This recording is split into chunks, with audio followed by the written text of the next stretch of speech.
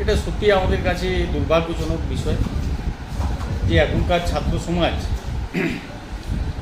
আমরা co-curricular activities অর্থাৎ পড়াশোনার সাথে সাথে খেলাধুলা, অন্যান্য সাংস্কৃতিক অনুষ্ঠানে পার্টিসিপেট করা, গান বাজনা, ছবি আঁকা, বিভিন্ন ধরনের সাংস্কৃতিক প্রতিযোগিতায় অংশগ্রহণ করা, সেই বিষয়গুলো আমরা দেখছি যে আস্তে আস্তে এত ট্রেন্ড কমেছে। তো সেটা আমাদের কাছে খুব চিন্তার বিষয়। এবং ম্যাক্সিমাম ছেলে মেয়েরা তারা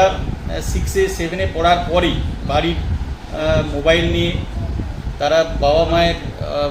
অজ্ঞাতে তাদের বাড়িতে যে মোবাইলটি ব্যবহার হয় সেটা নিয়ে তারা লুকিয়ে লুকিয়ে সেই মোবাইল দেখছে,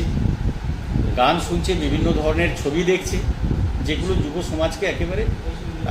মানে নষ্ট করে ফেলছে। তো এটা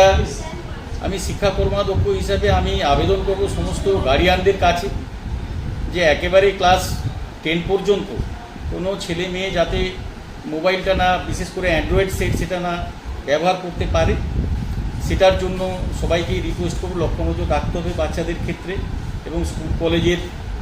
ক্ষেত্রেও, স্কুলের ক্ষেত্রে বিশেষ করে তাদেরও নজরদারি চালাতে বলবো যে কোনোভাবেই ক্লাসে যেন ক্লাস 10 পর্যন্ত বা 12 পর্যন্ত কোনো ছেলে মেয়ে যাতে মোবাইল না নিয়ে আসে, সেটাও সমস্ত প্রধান শিক্ষক সহ অন্যান্য শিক্ষক শিক্ষিকারা এটা নজরদারি করবে। এবং সাথে সাথে বিভিন্ন স্কুলের যে বিভিন্ন প্রতিযোগিতা, সাংস্কৃতিক প্রতিযোগিতা, বিভিন্ন ক্রীড়া প্রতিযোগিতা, ফুটবল, ক্রিকেট, ভলিবল, এই ধরনের প্রতিযোগিতাগুলোকে কিন্তু চালু রাখতে হবে এবং ছেলেমেয়েরা যাতে আগের মতো এই ধরনের কাজকর্মে আকৃষ্ট হয়, অর্থাৎ এই কোকারিকুলার অ্যাক্টিভিটিজে আকৃষ্ট হয়, সেদিকটাও আমি নজর দিতে বলবো সকলকে। কারণ এই মোবাইলই আমাদের শুধু মন নয়, আমাদের ব্রেন, আমাদের যে ফিজিক্যাল ফিটনেস,